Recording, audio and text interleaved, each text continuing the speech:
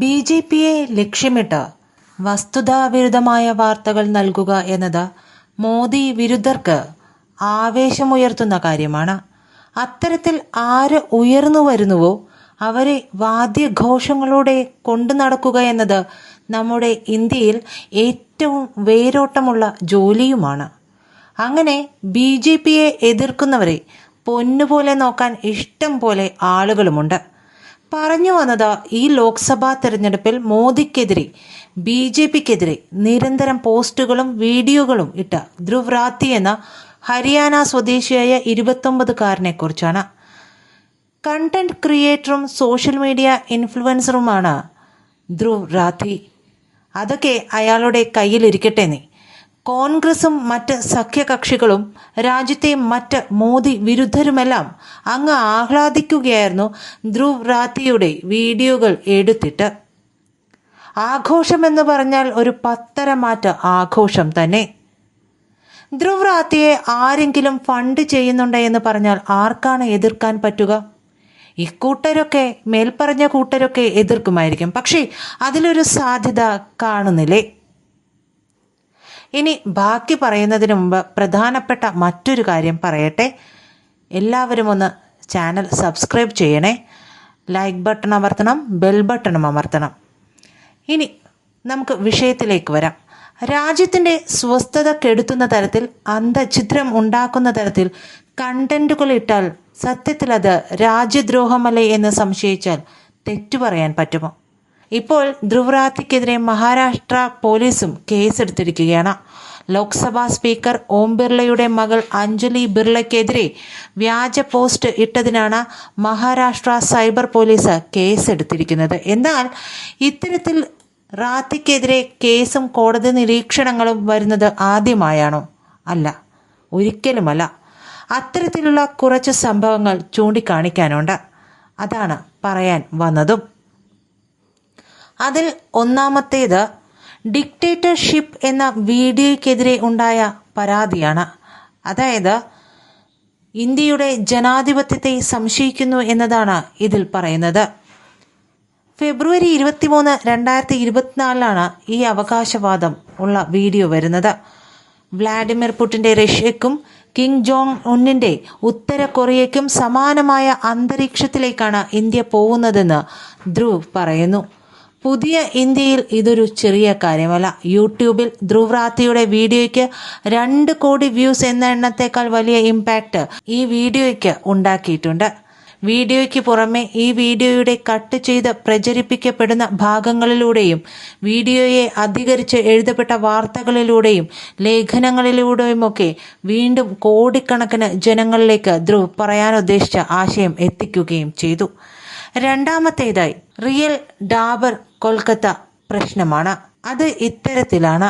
ഫെബ്രുവരി 13, 2023 അതായത് പാക്കേജ് ചെയ്ത പഴച്ചാറുകൾ ലക്ഷ്യമാക്കി ധ്രുവ് റാത്തി യൂട്യൂബിൽ വീഡിയോ പോസ്റ്റ് ചെയ്തിരുന്നു.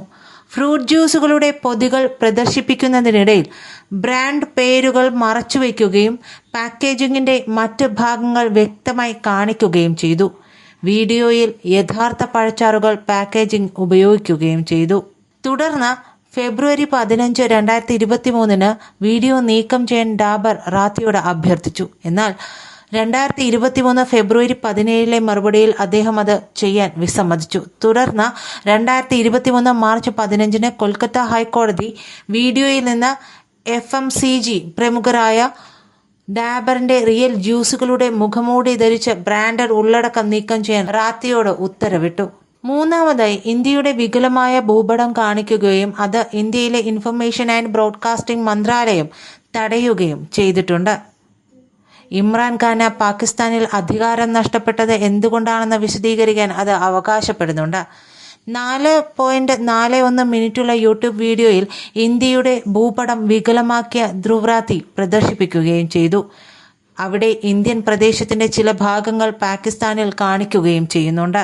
നാലാമതായി ധനമന്ത്രിയും ഉള്ളിയുമായി ബന്ധപ്പെട്ട വിവാദമാണ്. ഉള്ളി കഴിക്കാത്തതിനാൽ വില കാര്യമാക്കുന്നില്ലെന്ന് ധനമന്ത്രി നിർമ്മലാ സീതാരാമൻ ഒരിക്കൽ പറഞ്ഞതായി ധ്രുവ് റാത്തി അവകാശപ്പെടുന്നുണ്ട്. വസ്തുത ഏതാണ്ട് ഇങ്ങനെയാണ്. താൻ ഉള്ളി കഴിച്ചിട്ടില്ലെന്ന് നിർമ്മലാ സീതാരാമൻ പറഞ്ഞിരുന്നു. എന്നാൽ ഉള്ളി വിലക്കയറ്റത്തെക്കുറിച്ചുള്ള ചോദ്യത്തിന് മറുപടിയായിട്ടല്ല ഇത്. ഈജിപ്ഷ്യൻ ഉള്ളി കഴിച്ചാൽ ഒരു MP തന്നോട് ആക്രോശിച്ചപ്പോഴാണ് ഈ വരികൾ പറഞ്ഞത്. അഞ്ചാമതായി, പശ്ചിമ ബംഗാളിൽ തിരഞ്ഞെടുപ്പ് പ്രചാരണം തുടരുന്നതിലൂടെ ജനങ്ങളുടെ ജീവൻ പണയപ്പെടുത്തിയാണ് BJP എന്ന് ധ്രുവ് റാത്തി കുറ്റപ്പെടുത്തി. മാത്രമല്ല 2021 ഏപ്രിൽ 19 ഒരു ഫേസ്ബുക്ക് പോസ്റ്റിൽ രാഹുൽ ഗാന്ധിയും ഇടതു പാർട്ടികളും മമതാ ബാനർജിയും എല്ലാം ഇപ്പോൾ അവരുടെ തിരഞ്ഞെടുപ്പ് പ്രചാരണങ്ങൾ നിർത്തിവെച്ചിരിക്കുകയാണ് എന്ന് റാത്തി ആരോപിച്ചു. സത്യത്തിൽ 2021 ഏപ്രിൽ 18 ആയിരക്കണക്കിന് തൃണമൂൽ കോൺഗ്രസ് അനുയായികൾ മമതാ ബാനർജിക്കൊപ്പം ഉണ്ടായിരുന്നു. പശ്ചിമ ബംഗാളിലെ ധക്കൂരിയ പാലം മുതൽ കാളിഘട്ട് ക്രോസിംഗ് വരെയുള്ള വൻ റോഡ് ഷോയിലായിരുന്നു അത്. ആറാമതായി, ഭാരതത്തെക്കാൾ സന്തുഷ്ടമാണ് പാകിസ്ഥാൻ എന്ന് പ്രചരിപ്പിച്ചു. ധ്രുവ് റാത്തി അടുത്തിടെ വേൾഡ് ഹാപ്പിനെസ് റിപ്പോർട്ട് 2021 ഒരു വീഡിയോ പുറത്തുവിട്ടിരുന്നു. റിപ്പോർട്ടിന്റെ അടിസ്ഥാനത്തിൽ പാകിസ്ഥാൻ ഇന്ത്യയേക്കാൾ വളരെ സന്തോഷമുള്ള രാജ്യമാണെന്നാണ് അവകാശപ്പെട്ടത്. റാത്തിയുടെ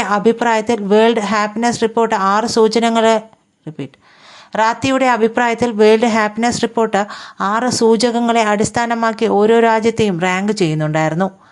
സത്യത്തിൽ വേൾഡ് ഹാപ്പിനെസ് റിപ്പോർട്ട് ധ്രുവ് റാത്തി സൂചിപ്പിച്ചതുപോലെ ഈ 6 ഘടകങ്ങളെ അടിസ്ഥാനമാക്കി അവർ ഓരോ രാജ്യത്തും അവരുടെ സന്തോഷത്തിന്റെ അളവ് നിർമ്മിക്കുന്നില്ലെന്ന് വ്യക്തമായി കാണിക്കുന്നുണ്ട്.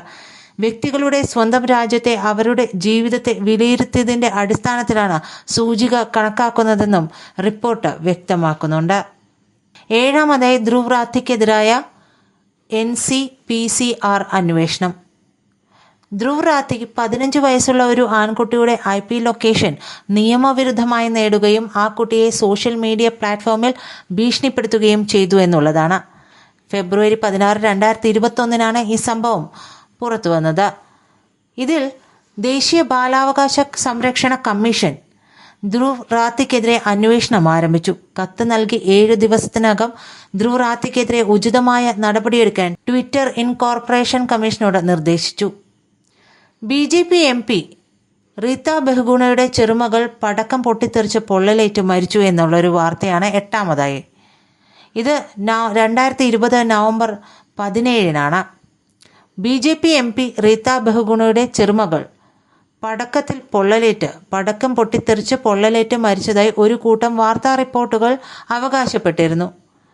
റീത്ത ബഹുഗുണ ജോഷിയുടെ കൊച്ചുമകൾ പടക്കം പൊട്ടിത്തെറിച്ച് മരിച്ചു എന്നായിരുന്നു മുംബൈ മിറർ ലേഖനത്തിന്റെ തലക്കെട്ട്. ധ്രുവ് റാത്തി ഇത് ഇൻഷോർട്സ് റിപ്പോർട്ട് പങ്കിടുകയും പടക്കങ്ങൾ പ്രോത്സാഹിപ്പിക്കുന്ന ആളുകളെ ഭ്രാന്തന്മാരായ വിഡ്ഢികൾ എന്ന് വിളിക്കുകയും ചെയ്തു. പടക്കം ഉപയോഗിക്കുന്നതിനെ യഥാർത്ഥത്തിൽ പ്രോത്സാഹിപ്പിക്കുന്ന എല്ലാ ഭ്രാന്തൻ വിഡ്ഢികൾക്കും 2 മിനിറ്റ് നിശബ്ദത എന്നാണ് അദ്ദേഹം ട്വിറ്ററിൽ കുറിച്ചത്.